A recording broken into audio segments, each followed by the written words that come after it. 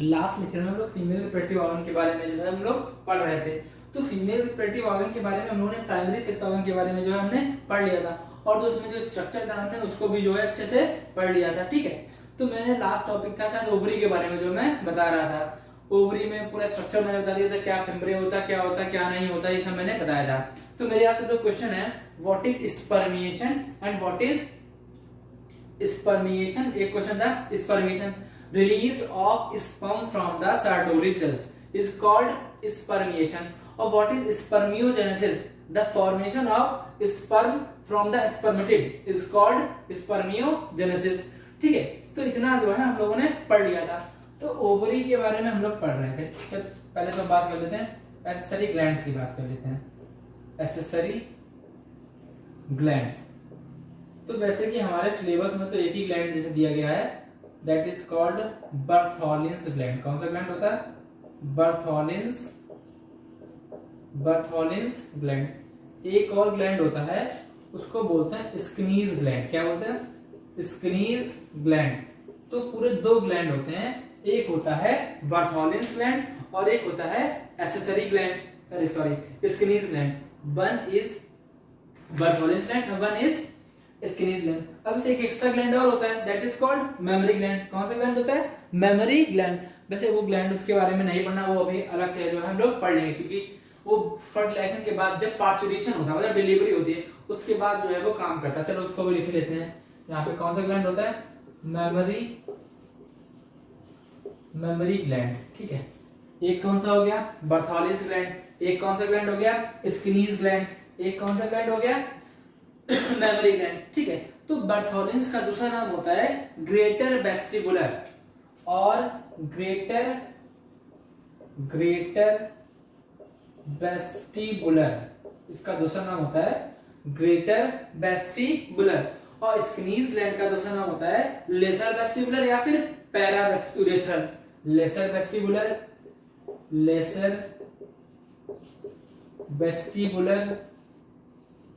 और para urethral gland. तो कितने एक्सेसरी ग्लैंड होते हैं? 3 एक्सेसरी ग्लैंड होते हैं, बर्थोलिन्स ग्लैंड या तो फिर ग्रेटर वेस्टिबुलर ग्लैंड। फिर दूसरा कौन सा होता है? स्किनीज ग्लैंड, या तो फिर उसका दूसरा नाम क्या होता है? लेसर वेस्टिबुलर या फिर पैरा यूरेथ्रल ग्लैंड। क्या होता है? Para urethral gland. और तीसरा ग्लैंड कौन सा होता है? Memory gland. इसके बारे में सभी जानते होंगे। ठीक है, तो जो ग्रेटर वेस्टिबुलर और बर्थोलिन्स ग्लैंड होता है ये हमारे कहां पे पाया जाता है? ये वजाइनल ऑरिफिस के दोनों तरफ। जैसे कि ये वजाइनल ऑरिफिस है तो इसके दोनों तरफ कौन सा ग्लैंड होगा? बर्थोलिन्स ग्लैंड जो है ये प्रेजेंट होगा। It is just similar to Cowper's gland. जैसे कि जो मेल में ग्लैंड था कूपर्स ग्लैंड, उसके ये क्या होता है? सिमिलर होता है, बिकॉज इट प्रोवाइड्स लुब्रिकेशन। क्या प्रोवाइड करता है? लुब्रिकेशन और म्यूकस को सिक्रीट करता है। ठीक है, स्किनीज ग्लैंड या फिर लेसर वेस्टिबुलर। ठीक है, जो स्किनीज ग्लैंड होता है ये भी क्या करता है? म्यूकस को सिक्रीट करता है। ठीक, तो स्किनीज ग्लैंड जो होता है it is just similar to या फिर ऐसे बोलते हैं इट इज होमोलॉगस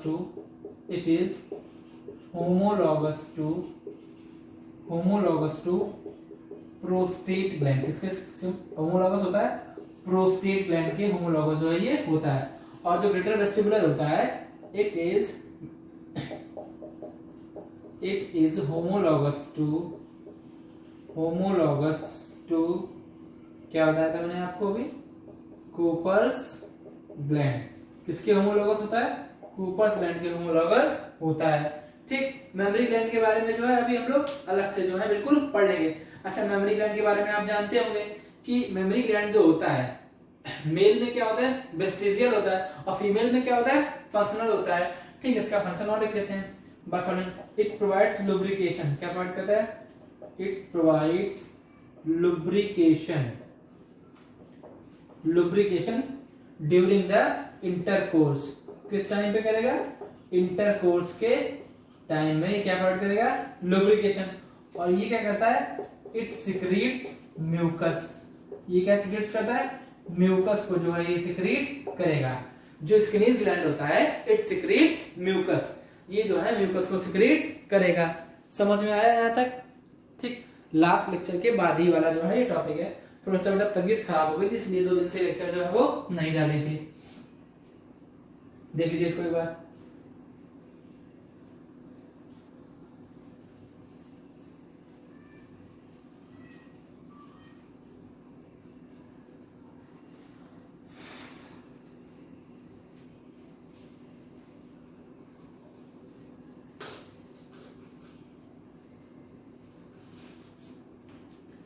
चलिए इतना, अब बात कर लेते हैं मेमोरी ग्लैंड की बात कर लेते हैं।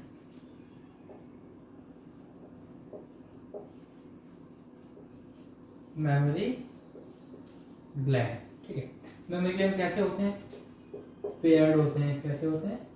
पेयर्ड। अच्छा, मेल के बारे में तो पहले ही बात कर चुके हैं, तो फीमेल की बात यहाँ पे लाएंगे? अरे मेल की बात यहाँ पे लाएंगे क्या? नहीं लाएंगे।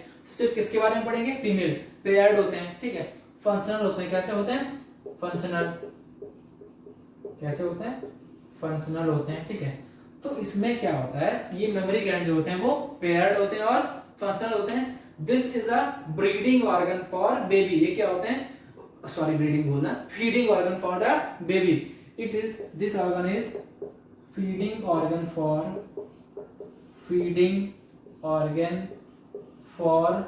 बेबी, ठीक है। ये बेबी के लिए क्या होता है? फीडिंग ऑर्गन होता है, ठीक। मेमोरी ग्लैंड कैसे होते हैं? पेयर्ड होते हैं, ठीक है। फंक्शनल होते हैं, फीडिंग ऑर्गन फॉर बेबी होते हैं। These are modified sweat glands। क्या होते हैं ये? modified sweat glands जो हैं ये होते हैं। जैसे कि sweat gland का ये क्या है? modification है।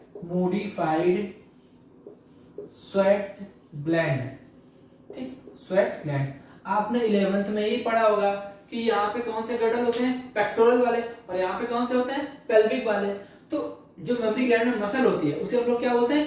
Pectoralis major muscle. क्या बोलते हैं? Pectoralis major muscle. तो ये based over the pectoral muscles. किसके ऊपर बेस्ड होते हैं? Based over the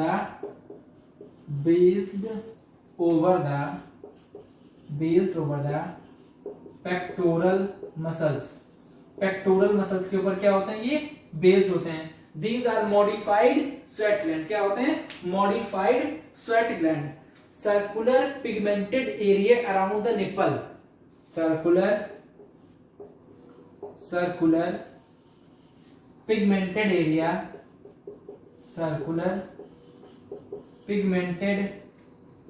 area around nipple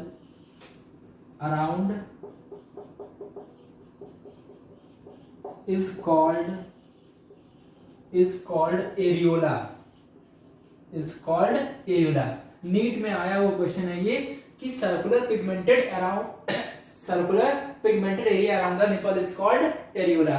तो मेमोरी ग्लैंड क्या होते हैं? पेयर्ड होते हैं, फंक्शनल होते हैं, feeding organ for baby, modified sweat gland, based over the pectoral muscles, ठीक है। जो सर्कुलर पिगमेंटेड एरिया होता है around the nipple is called areola. उसे हम लोग क्या बोलते हैं? एरियोला बोलते हैं, ठीक है। जो मेमोरी ग्लैंड जो होते हैं देखो, अलग अलग फीमेल में अलग अलग इनका जो है साइज होता है। तो ये ग्रो नहीं करते। This is due to the deposition of fat. किसी में फैट का डिपोजिशन ज्यादा होता है, किसी में फैट का डिपोजिशन कम होता है। तो उसके हिसाब से इसका साइज जो है वो वेरी करता है, ठीक है। तो अब हम पहले बात कर लेते हैं। इट इज अ, चलो यूज कर दो पहले, फिर बताता हूँ आगे।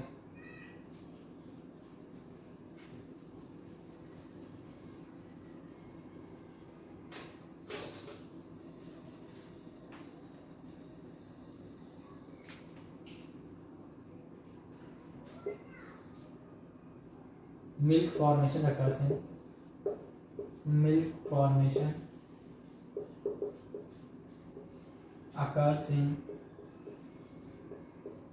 in memory gland.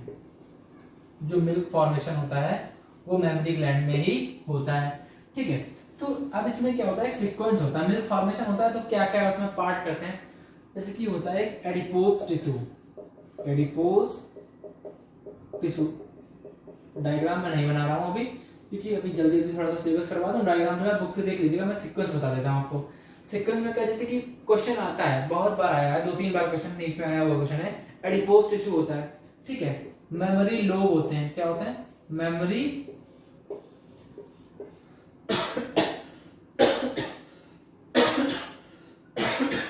Adipose tissue memory lobe होता है, ठीक है। सबसे पहले क्या होता है एडिपोज टिश्यू, फिर क्या होता है मेमोरी लोब, फिर क्या होता है मेमोरी एल्वियोलस, एल्वियोलस, फिर क्या होता है memory alveolus, memory memory duct, memory duct, adipose tissue, memory lobe, memory alveolus, memory duct, फिर आता है मेमोरी एम्पुला, मेमोरी एम्पुला के बाद आता है लेक्टिफेरस डक्ट, ठीक है। मेमोरी डक्ट, फिर क्या आएगा मेमोरी एम्पुला, फिर उसके बाद आएगा लेक्टिफेरस डक्ट, उसके बाद क्या आएगा mammary ampulla, mammary ampulla, ampulla, फिर जो आएगा lactiferous, lactiferous duct, lactiferous duct. तो लेक्टिफेरस डक्ट जो होता है ये सीधे जाके निपल में खुल जाता है और वहीं से जो है बेबी मिल्क को क्या कर लेता है सक कर लेता है। तो क्या क्या सीक्वेंस होता है, जैसे कि क्वेश्चन आता है जैसे 2-3 चीजें गायब कर देगा, फिर पूछेगा कि एबीसी की जगह पे क्या हो सकता है, या फिर पूरा सीक्वेंस इसको इधर से उधर कर देगा। तो क्या होता है सबसे पहले एडिपोज टिश्यू, फिर क्या होता है मेमोरी लोब, फिर क्या होता है मेमोरी एल्वियोलस, फिर क्या होता है मेमोरी डक्ट, फिर क्या होता है एम्पुला, उसके बाद क्या होता है लेक्टिफेरस डक्ट, और उसके बाद अभी मैंने बताया था एक मिल्क कहां पर चला जाएगा निपल में जो है ये चला जाएगा। तो ये पूरा क्या होता है सीक्वेंस होता है कि सबसे पार एडिपोज टिश्यू, एडिपोज टिश्यू का मतलब क्या हो गया फैट, क्या हो गया यहाँ पे फैट हो गया, ठीक है। मेमोरी लोब कि मतलब मिल्क का फॉर्मेशन किस लोब में हो रहा है, ठीक है। एल्वियोलस, बहुत सारे जो एल्वियोलाई है बैग लाइक स्ट्रक्चर है, that is called alveolus.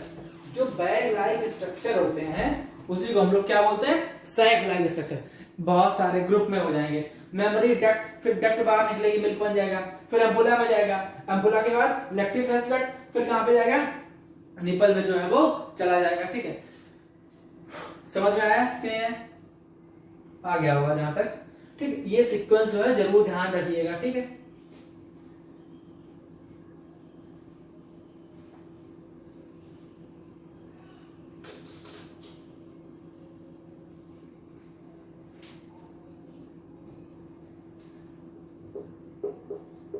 Milk formation occurs due to the milk formation occurs due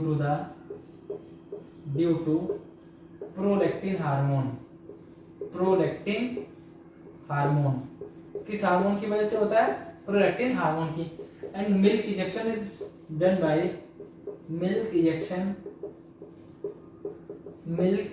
is done by oxytocin. कौन हेल्प करता है ऑक्सीटोसिन, ठीक।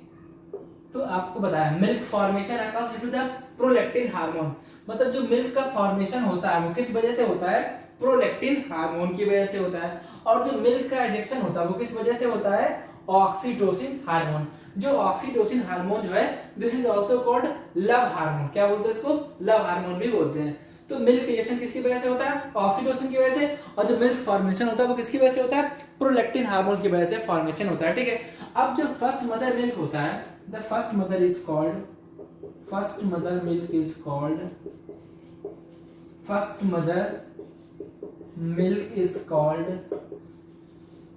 मिल्क इज कॉल्ड कोलोस्ट्रम, क्या बोलते हैं उसको कोलोस्ट्रम बोलते हैं। जो पहला फर्स्ट मदर मिल्क होता है उसे हम लोग क्या बोलते हैं colostrum. It is dark yellow and viscous, कैसा होता है डार्क होता है, ठीक है, येलो होता है, और कैसा होता है विस्कस होता है। In this milk IgA antibody is present. कौन सी एंटीबॉडी होती है IgA एंटीबॉडी जो है वो प्रेजेंट होती है, मतलब मम्मी से कहां एंटीबॉडी जा रही है बच्चे में जा रही है। तो that type of immunity is called passive immunity, मतलब कहीं बाहर से किसी भी एंटीबॉडी को लें तो उसे हम लोग क्या बोलते हैं पैसिव बोलते हैं। जैसे अभी कोरोना वायरस की डिसीज चल रही है तो वहां पे क्या बन रही है वैक्सीन बनाने की हम सोच रहे हैं, हमारी बॉडी में कोई एंटीबॉडी उससे लड़ने के लिए है क्या नहीं है, तो बाहर से किसी चीज को लें ताकि वो हमारी बॉडी में प्रोटेक्शन प्रोवाइड कर पाए, तो that is called passive immunity. क्या बोलते हैं उसको पैसिव इम्यूनिटी। अभी चैप्टर आएगा ह्यूमन हेल्थ डिसीज तब उसमें जो है हम लोग पढ़ेंगे। First mother milk is called cholesterol. In this IgA antibody is present, और भी एंटीबॉडी होती है लेकिन सबसे ज्यादा कौन सी होती है IgA, ठीक है। जो मिल्क होता है milk is poor in iron containing protein. जो आयरन कंटेनिंग प्रोटीन होती है वो क्या होती है इसमें, बहुत आयरन कंटेनिंग प्रोटीन वो बहुत कम होती है, लेकिन कैल्शियम का लेवल जो है वो बहुत ज्यादा होता है। ठीक, कैल्शियम का लेवल जो है इसमें बहुत ज्यादा प्रेजेंट होता है। ठीक है, तो 1 से 2 लीटर मिल्क का फॉर्मेशन पर डे होता है। 1 से 2 लीटर मिल्क का फॉर्मेशन जो है वो डेली जो है हो जाता है। अब जो कोई बच्चा मिल्क को फीड कर रहा है तो that is called lactation. The feeding of milk to a baby is called lactation. जो मिल्क का फीडिंग होगा किसी बेबी को तो दैट इज कॉल्ड लैक्टेशन। उसे हम लोग क्या बोलेंगे, लैक्टेशन बोलेंगे।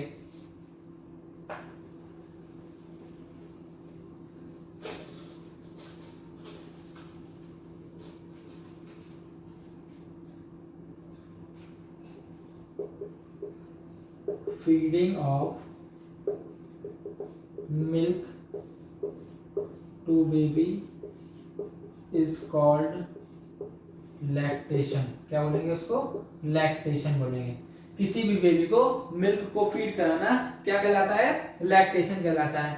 ठीक, क्या क्या मेमोरी लेट कैसे होते हैं, पेयर्ड होते हैं। ठीक है, और पेयर्ड होने के बाद क्या होते हैं, फंक्शनल होते हैं। ठीक, फंक्शनल होने के बाद और क्या क्या बातें बताई मैंने, 1 से 2 लीटर मिल्क जो है पर डे प्रोड्यूस करते हैं। जो मदर मिल्क होता है उसमें कौन सी एंटीबॉडी होती है, IgA। 5 तरीके की एंटीबॉडी होती है, IgG, सॉरी यहाँ पे लिख देता हूं, IgG, IgA, IgM, IgE और IgD। तो GAMED, गेम्ड, क्या ध्यान रखेंगे, गेम ध्यान रखिए, GAMED। 5 तरीके की एंटीबॉडी होती है। IG मतलब इम्यूनोग्लोबुलिन। क्या मतलब होता है, इम्यूनोग्लोबुलिन। तो IgG, IgA, IgM, IgE, IgD। तो IgA एंटीबॉडी कहां से आती है, मदर मिल्क से आती है, फर्स्ट मदर मिल्क। और जो IgG है ये कहां से आती है, प्लेसेंटा से आती है। कहां से आती है, प्लेसेंटा से आती है। ठीक, ये एंटीबॉडी जो है इस तरीके से काम करती है। The feeding of milk to a baby is called lactation. क्या बोलेंगे उसको, लैक्टेशन बोलेंगे।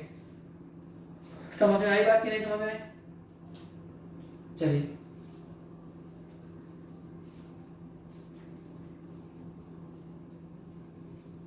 आगे क्या देखते हैं, बात कर लेते हैं एक्सटर्नल जेनेटिलिया की बात कर लेते हैं। एक्सटर्नल जेनेटिलिया,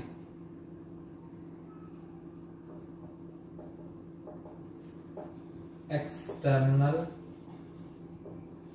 जेनेटिलिया और बल्बा। दूसरा नाम क्या होता है इसका, बल्बा। एक्सटर्नल जेनेटिलिया और बल्बा, 2 नाम होते हैं इसके। ठीक है,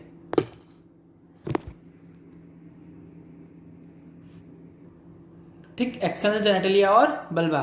तो इसमें क्या क्या आता है, इसमें आता है mons pubis, labia majora, labia minora, clitoris, vestibule. क्या क्या आते हैं, mons pubis, labia majora, labia minora, clitoris and vestibule. ठीक है, तो सबसे पहले हम बात कर लेते हैं क्या क्या आता है इसमें। Labia majora, labia minora, mons pubis, clitoris. ठीक है, जो लेबिया माइनोरा होता है, ठीक है, उसी के मतलब उसके अंदर क्या होता है, मतलब वजाइनल ऑरिफिस होती है। क्या होती है, वजाइनल ऑरिफिस। और वहीं पे जो खाली स्पेस होता है उसी को हम लोग क्या बोलते हैं, वेस्टिब्यूल बोलते हैं। क्या बोलते हैं, वेस्टिब्यूल।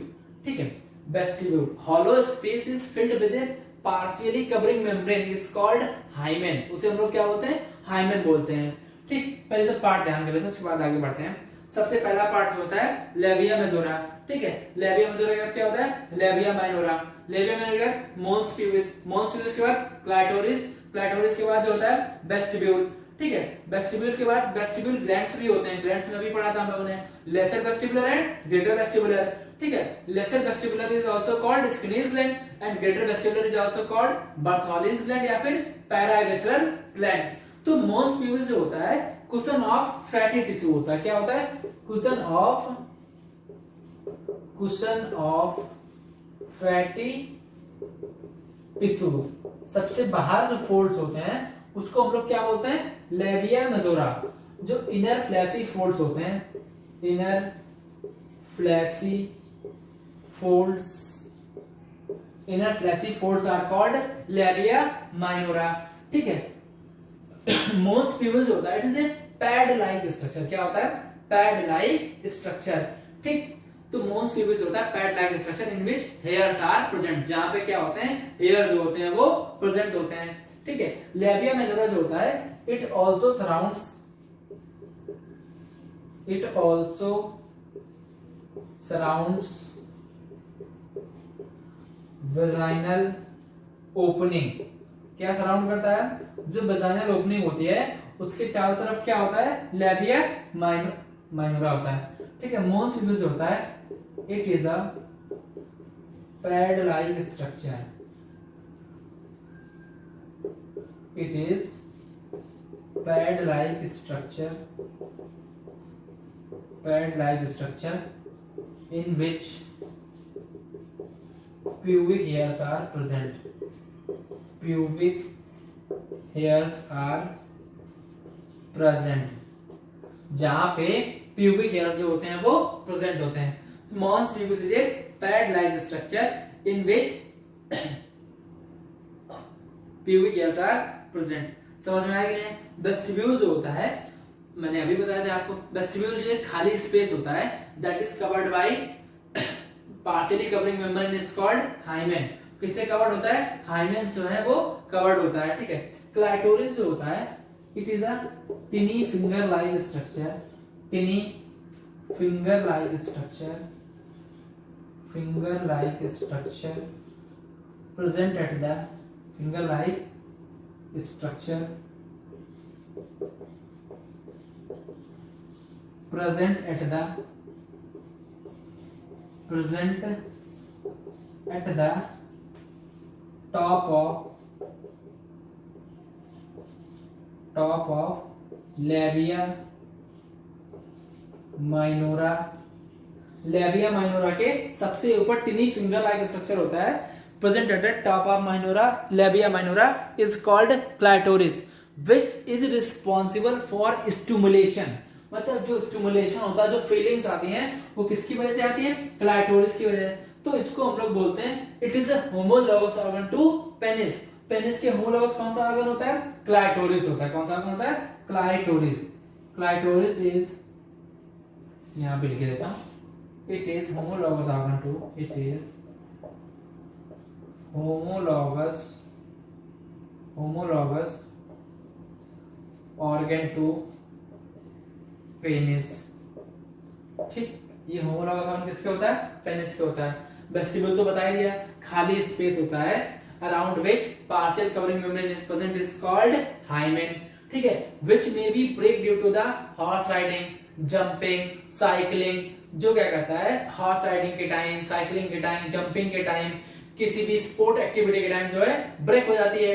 तो हाइमेन जो होता है ब्लड का क्लॉट होता है। ठीक है। It is responsible for virginity.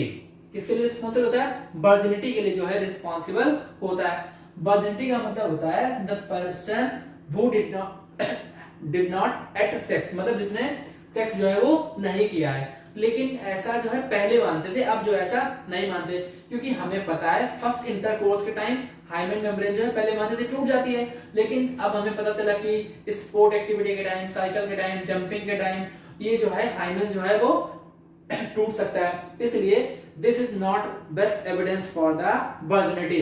Virginity के लिए बेस्ट एविडेंस नहीं होता है। समझ में आया यहाँ पे? चलिए ठीक, आगे देखते हैं। एनसीईआरटी में लिखा होगा the hymen is often torn during the jumping, cycling, walking, sport activity, उस समय जो है ये टूट सकता है। इसलिए ये बेस्ट एविडेंस जो है वर्जिनिटी के लिए नहीं होता है। एक्सटर्नल जेनेटिलिया और वल्वा जो है वो हमारा क्या हो गया, कंप्लीट हो गया।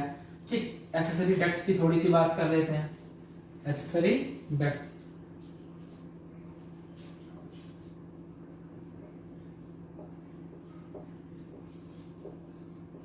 एक्सेसरी डक्ट में क्या क्या था, फैलोपियन ट्यूब था। क्या था, फैलोपियन ट्यूब, फैलोपियन ट्यूब जो है ट्यूब लाइक स्ट्रक्चर होता है जिसके 3 पार्ट होते हैं। एक होता है फैलोपियन ट्यूब में कितने पार्ट होते हैं? 3 पार्ट होते हैं। इनफंडिबुलम,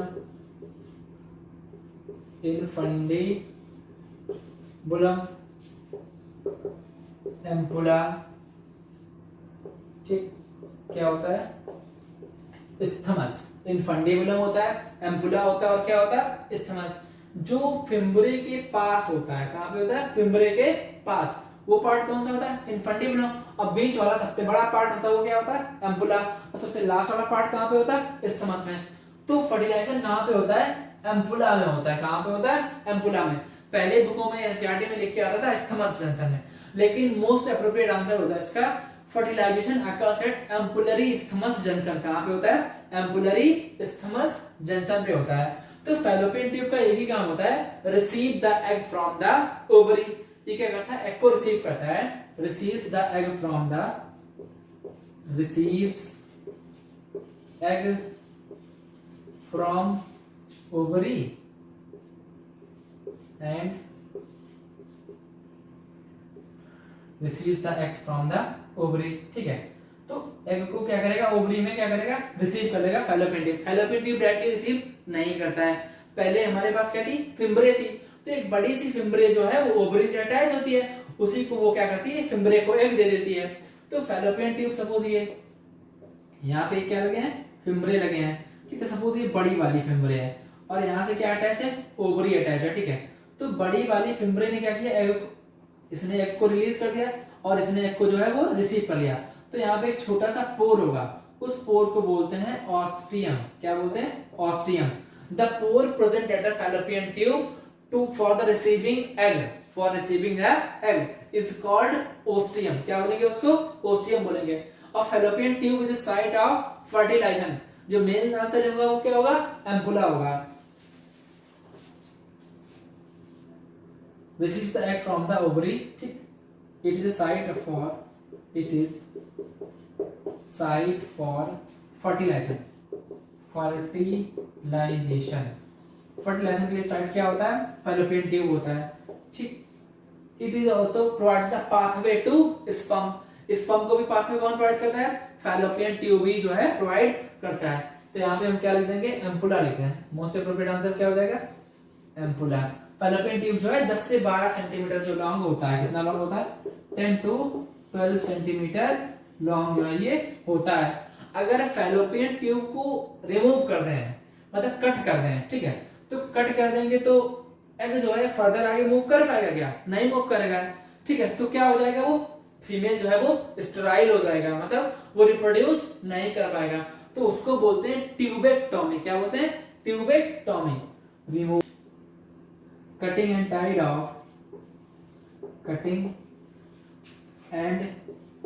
of fallopian tube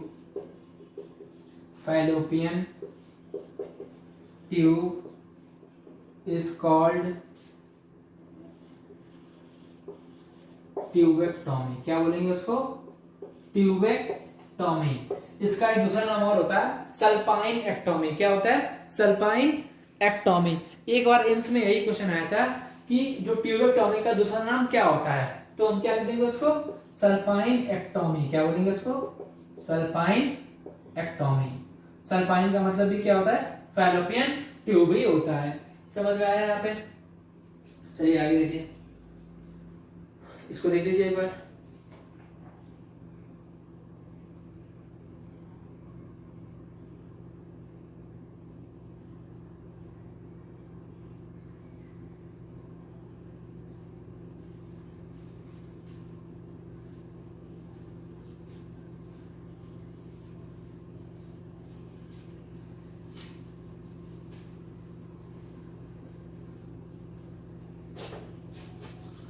चलिए आगे देख लेते हैं यूटेरस के बारे में।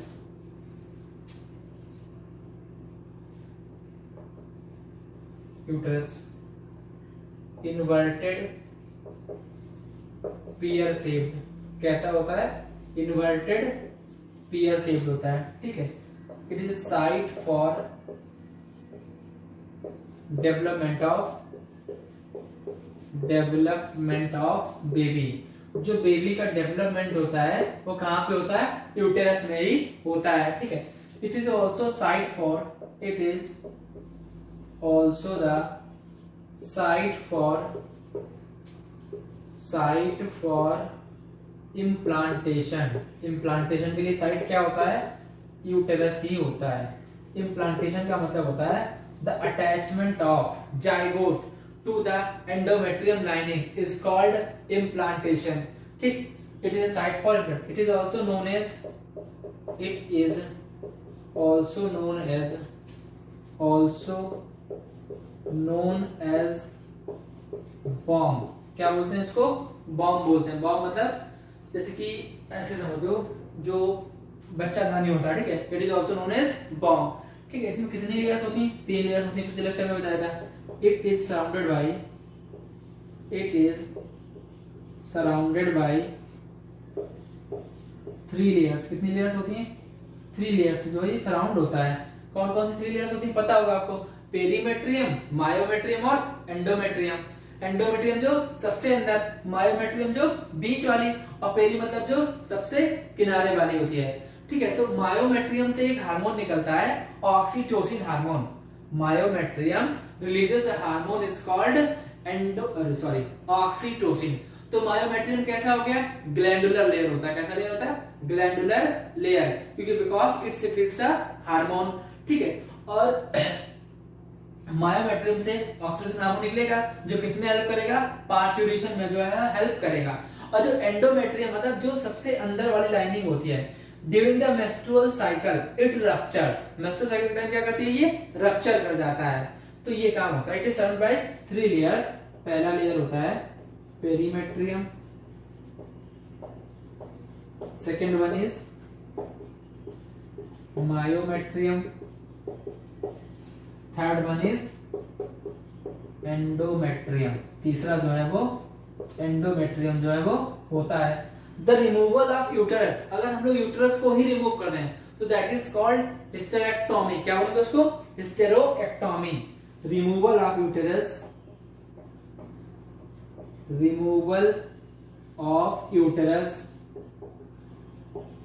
Of uterus is called hysterectomy. क्या बोलेंगे उसको, हिस्टेरोएक्टोमी।